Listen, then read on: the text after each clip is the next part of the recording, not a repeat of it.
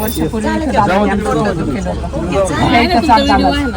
असणारच ना. दादांच्या बोलणं एवढं सोपं नाहीये, दादाच्या सारखं एवढं सोपं नाही. दादाने मला हात देऊन वरती घेतलं, काम चालू होतं, ऊन वारा पाऊस काहीच नाही. दादांनी एवढं सण केलेलं आहे, एवढं दादांनी ह्या मातीचं सोनं केले. आज या इथं लोक उतारा आणून टाकायचे, इतकी बेकारी होती या रस्त्यावर. नको असं इथं तर गहाणे आमके. आता इथं बसून लोक जेवतात, वडेपाव खातात. एवढी दादांनी सोय केली, एवढी दादांनी म्हणजे सोन्यासारखी जेजुरी केली अशी ही बारामती.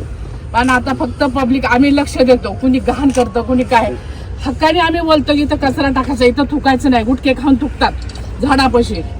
तर आम्ही नेहमी असं दादांचं प्रत्येक वेळेस दादांना आम्ही सहकार्य करतो आणि करणार. आणि इथून पुढे बी ताईंना आम्ही सहकार्य करणार, म्हणजे करणार, खूप करणार. आम्ही वॉकिंगला येताना आमच्या बरोबर दादांनी चहा सुद्धा घेतलाय. आम्ही इथं नेहमी फिरायला येतो. दादांनी आमच्यावर इथं त्या तिथं पुढे तुप्यांचे तिथं चहा सुद्धा दादांनी घेतला आमच्या बरोबर. एवढं दादांना आपुलकीपणा वाटायचा.